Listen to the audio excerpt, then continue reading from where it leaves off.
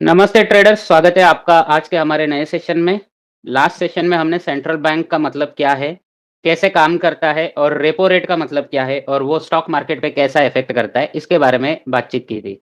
अब हमारा आज का टॉपिक जो बाकी रह गया था वो है रिवर्स रेपो रेट। उससे पहले एक बार रिपीट करता हूँ कि रेपो रेट वो ब्याज दर होता है जो रिजर्व बैंक छोटे-मोटे बैंकों को, यानी कि जो इंडिया में बैंक्स काम करते हैं, उनको जब कर्जा देता है तो उनके पास से जो ब्याज लेता है उसे रेपो रेट कहते हैं। और उसी के बेसिस पे क्या होता है, फिर वो बैंक आपके और हमारे जैसे कस्टमर्स को लोन प्रोवाइड करते हैं। रेपो रेट कम होगा, स्टॉक मार्केट ऊपर जाएगा, क्योंकि मार्केट में पैसा आएगा और डिमांड बढ़ेगी। रेपो रेट बढ़ेगा, स्टॉक मार्केट नीचे आएगा, क्योंकि महंगाई को कंट्रोल करने के लिए रेपो रेट बढ़ाया जाता है। डिमांड कम करने का उसका उद्देश्य होता है, इसलिए लोन महंगे हो जाते हैं, लोगों की खरीदने की ताकत कम हो जाती है, डिमांड कम हो जाती है और कंपनियों का फायदा कम होता है, जिससे स्टॉक मार्केट उस पर्टिकुलर टाइम के अंदर नीचे आ जाता है। तो रेपो रेट का कम होना स्टॉक मार्केट के लिए अच्छा है, रेपो रेट का बढ़ना स्टॉक मार्केट के लिए अच्छा नहीं है। लेकिन महंगाई कंट्रोल करने के लिए आरबीआई को ये कदम उठाने पड़ते हैं। आज देखेंगे रिवर्स रेपो रेट क्या है। तो देखिए, हमने देखा था कि आरबीआई जब कर्जा देती है बैंकों को और उस पे जो ब्याज लगाती है उसे रेपो रेट कहते हैं। और रिवर्स रेपो रेट का मतलब है जी, जब बैंकों के पास ज़्यादा कैश आती है, तो वो आरबीआई में अपना डिपॉज़िट रख देते हैं, तब आरबीआई उनको उस पे एक ब्याज देता है, जिसे रिवर्स रेपो रेट कहा जाता है। देखिए, जब बैंकों के पास एक्स्ट्रा कैश होता है, तो वो उस पैसे को आरबीआई के पास जमा करवा देते हैं।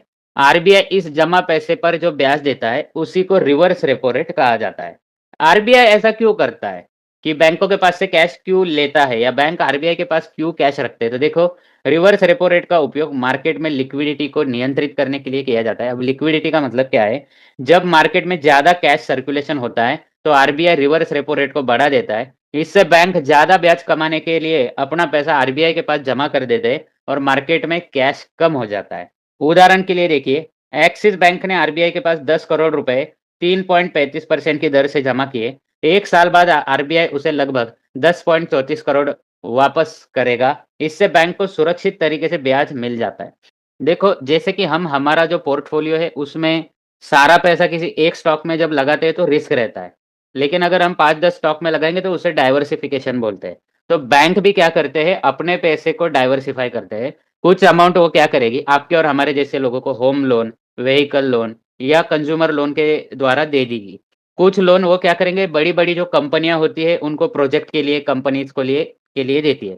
कुछ पैसा जो होता है बैंक सरकार को लोन के तौर पे देती है और कुछ पैसा होता है जो आरबीआई के पास डिपॉज़िट रखती है। इससे क्या होता है, उनको भी डाइवर्सिफ़िकेशन मिलता है। अगर मान लो कि महँगाई बढ़ जाती है या जॉब कोई मंदी आ जाती है, रिसेशन आ जाता है, लोगों के जॉब चले जाते हैं, कंपनियाँ बंद पड़ जाती है, तो ऐसे सिचुएशन में क्या होता है कि बैंकों को लोन की वसूली करना थोड़ा मुश्किल हो जाता है। लेकिन जो आरबीआई के पास ये लोग डिपॉज़िट रखते हैं, ये एक ऐसा उनका सोर्स है जहाँ पे कुछ भी हो जाए, वहाँ से पैसा उनको फिक्स में आने ही वाला होता है, क्योंकि आरबीआई के पास पैसे की कमी नहीं होती है।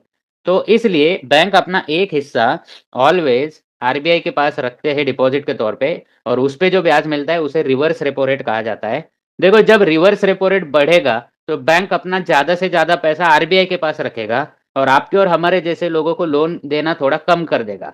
तो ये चीज़ ध्यान में रखनी कि जिस टाइम पे रिवर्स रेपो रेट बढ़ता है, वो टाइम पे मार्केट में डिमांड कम होती है और most of reverse repo rate दोनों साथ में बढ़ते हैं जब महँगाई बहुत ज़्यादा हो जाती है और महँगाई को कम करना होता है, तो आरबीआई क्या करता है, रेपो रेट भी बढ़ा देता है, रिवर्स रेपो रेट भी बढ़ा देता है, जिससे क्या होता है, मार्केट में डिमांड कम हो जाती है, बैंकों का पैसा आपके और हमारे जैसे लोगों के हाथ में कम आ जाता है और उससे वस्तुओं की खरीदने की जो क्षमता होती है लोगों की कम होती है, फिर कंपनियों का सेल्स गिर जाता है, सेल्स गिरने से प्रॉफ़िट कम हो जाते हैं और उसका रिज़ल्ट ये आता है कि मार्केट में एक स्लो डाउन आ जाता है और स्टॉक मार्केट थोड़ा रिवर्स आ जाता है। ठीक है? तो repo rate, reverse repo rate, RBI का काम क्या होता है? फॉरेन एक्सचेंज रिज़र्व क्या होते हैं? ये हमने अभी तक देखे 2 सेशन में। अब देखते हैं इन्वेस्टर को आरबीआई के किन मुद्दों पे ध्यान देना चाहिए। देखिए, वैसे तो हमारा टॉपिक सेंट्रल बैंक का है, इसमें हमारा रिज़र्व बैंक ऑफ इंडिया भी हमें देखना है और अमेरिका का फेडरल रिज़र्व भी देखना है। लेकिन मैंने थोड़ा प्लान चेंज किया, फेडरल रिज़र्व के ऊपर हम अलग से एक सेशन लेंगे, अभी फ़िलहाल आरबीआई का देखते हैं, क्योंकि जितना इम्पैक्ट हमारे सेंट्रल बैंक के अपडेट का होता है, उससे कई ज़्यादा जो इम्पैक्ट है, वो फेडरल रिज़र्व का मार्केट पे होता है, तो वो देखना हमें ज़रूरी है। तो सबसे पहली चीज़ आपको ध्यान रखनी है, एक इन्वेस्टर को सबसे पहले रेपो रेट की लेटेस्ट अपडेट पे ध्यान देना चाहिए। आरबीआई हर 2 महीने में मॉनेटरी पॉलिसी मीटिंग के बाद रेपो रेट की घोषणा करता है, जिससे लोन का इंटरेस्ट रेट, इन्फ्लेशन और स्टॉक मार्केट प्रभावित होते हैं। ये मैंने आपको अभी ऑलरेडी बताया और आपको बताना चाहूँगा कि हमारा लास्ट सेशन लास्ट संडे को हुआ था और आज सैटरडे है। ये 6 दिन के अंदर आरबीआई की मीटिंग हुई, एक अनाउंसमेंट हुई जिसमें रेपो रेट नो चेंज किया गया, जितना था उतना ही रखा गया, ना बढ़ाया ना घटाया। तो ऐसे सिचुएशन में मार्केट फ्लैट रहता है और अगर मान लो कि उम्मीद क्या होती है बाज़ार को कि अगर बाज़ार को उम्मीद है कि रेपो रेट घटाना चाहिए और आरबीआई अगर नहीं घटाता, तो बाज़ार गिर जाता है। उम्मीद के मुताबिक अगर होता है इस बार सबको उम्मीद थी कि आरबीआई नो चेंज करेगा क्योंकि वॉर चल रहा है और एलपीजी और ऑयल का क्राइसिस चल रहा है। तो आरबीआई इस बार रेपो रेट कम नहीं करेगा, अनचेंज ही रखेगा। ये उम्मीद थी और वैसा ही हुआ इसलिए मार्केट ज़्यादा गिरा नहीं, ठीक है। तो आगे जाके अपन इस पे भी बात करने वाले हैं कि भाई एक्सपेक्टेशन क्या है और एक्चुअल में क्या हो रहा है। ये आगे जब इन्वेंटरी वाला टॉपिक आएगा मैं आपको बताऊँगा कि एक्सपेक्टेड, एक्चुअल, फोरकास्ट ये सब चीज़ें क्या होती है। दूसरा देखो देश का जो फॉरेन एक्सचेंज रिज़र्व है, यानी कि विदेशी मुद्रा भंडार, ये भी इन्वेस्टर के लिए इम्पोर्टेंट होता है। आरबीआई हर वीक में, हर हफ्ते इसके बढ़ने या घटने की जानकारी देता है। अगर इस वीक की बात करेंगे तो 2 बिलियन यूएस डॉलर हमारा एक्सचेंज रिज़र्व जो है, वो बढ़ा है। तो ये एक अच्छी बात है, जितना ज़्यादा पैसा आएगा, जितना ज़्यादा परकीय चलन हमारे खाते में आएगा, उतना हमारे लिए अच्छा है। इसका मतलब होता है कि हमारे जो एक्सपोर्ट है वो ठीक-ठाक चल रहा है। करेंसी स्टेबिलिटी, विदेशी मुद्रा भंडार जितना ज़्यादा मजबूत होगा, उतनी ही देश की करेंसी स्टेबल रहती है। ये रिज़र्व दूसरे देशों के साथ ट्रेड और इम्पोर्ट पेमेंट करने में मदद करते हैं। अभी पाकिस्तान की कंडीशन आप देख रहे हो, पेट्रोल, डीज़ल खरीदने के लिए पैसे नहीं है उनके पास क्योंकि फॉरेन एक्सचेंज रिज़र्व बहुत ही कम है।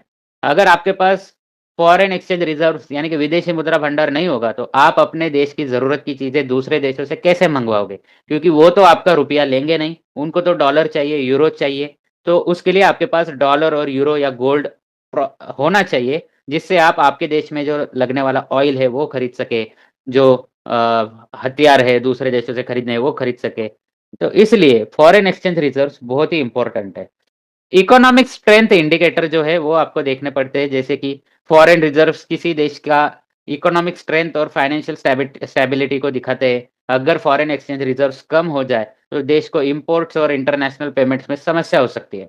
आपको भी पता है कि हमारे देश ने भी एक टाइम ऐसा देखा है जब हमें हमारा जो गोल्ड है वो इंग्लैंड के बैंक के अंदर गिरवी रखना पड़ा था। जहाज भर-भर के हमने गोल्ड भेजा था क्योंकि हमारा फॉरेन रिजर्व जो है वो खत्म होने को आया था।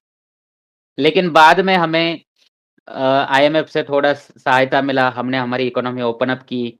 उसके बाद जो हमने अ, छलांग लगाई है, तो उसके बाद ऐसा टाइम तो कभी हमारे ऊपर आया नहीं है और अभी हम एक अच्छे स्ट्रॉन्ग फॉरेन रिज़र्व्स को होल्ड करते हैं।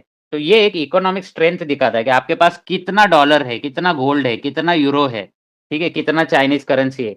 मेन करेंसी, ज़रूरी नहीं कि आपके पास पाकिस्तान की करेंसी हो या अफ़गानिस्तान की या ईरान की करेंसी हो। जो मेजर करेंसीज़ है जिसमें ट्रेड होता है, जापानीज़ येन हो गया, उसके बाद यूएस डॉलर हो गया, अ, ग्रेट ब्रिटेन का पाउंड हो गया या फिर यूरो का यूरो हो गया, ठीक है? यूरोप का। तो ये मेजर जो करेंसीज़ है ये आपके पास होने चाहिए। गोल्ड और सिल्वर के भी रिज़र्व्स आपके पास होने चाहिए, ताकि अगर देश पे कोई संकट आता है तो आप उसमें से इस्तेमाल करके अपनी ज़रूरतें पूरी कर सकें।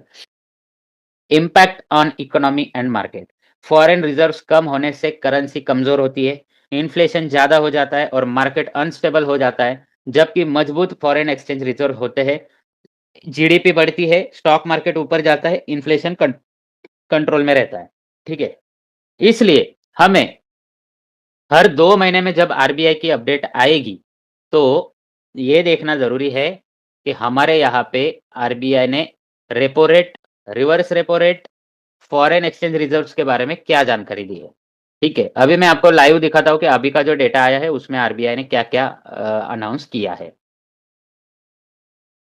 तो गाइस देखिए, मैंने चैट जीपीटी से पूछा कि जो अभी अप्रैल 2026 में जो आरबीआई का अनाउंसमेंट हुआ है पॉलिसीज़ का, उसका मुझे डेटा बताओ। तो उसने मुझे जो डेटा दिया है देखो, अभी जो रेपो रेट है वो अनचेंज है, यानी कि 5.25% पे बरकरार रखा है। 2025 में इसे लोएस्ट किया गया था क्योंकि 2024 से जब से ट्रम्प आए थे, और भारत की ट्रेड डील जब तक नहीं हुई थी ट्रम्प के साथ, तब तक महँगाई को कंट्रोल करने के लिए रेपो रेट बढ़ाते ही गए थे, ठीक है? उसके बाद 2025 में रेपो रेट कट किया गया, कम किया गया, 5.25 पे अभी स्थिर है। उसके बाद देखो reverse repo rate always repo rate से कम होता है, जो कि अभी है 3.35%। यानी कि मैंने जो बोला बैंक आरबीआई को जब पैसा देते हैं, तब आरबीआई 3.35% से बैंकों को ब्याज देगा। और जब आरबीआई बैंकों को पैसा देगा और बैंक उस पे ब्याज देंगे, वो होगा 5.25% यानी कि रेपो रेट। उसके बाद देखो इन्फ्लेशन का जो अंदाज़ा है, आरबीआई ने जो अंदाज़ा लगाया है फाइनेंशियल ईयर 2026-27 का, वो 4.6% के बीच आस-पास रहेगा, जो कि एक ठीक-ठाक है। यानी कि आरबीआई का जो टारगेट होता है वो 2% से 6% तक का होता है महँगाई का टारगेट। तो 4.6% रहेगा, इसका मतलब अच्छा रहने वाला है। तो हमारे लिए महँगाई अभी फ़िलहाल के लिए ज़्यादा बड़ा इश्यू नहीं है, सब कुछ अंडर कंट्रोल है। मैं आपको बता दूँ हमारी इंडिया की जो महँगाई है वो डबल डिजिट में गई थी एक बार 2010 के आस-पास, जब मनमोहन जी की सरकार थी। 10% से भी ऊपर गई थी, तो बहुत ही महँगाई हुई थी।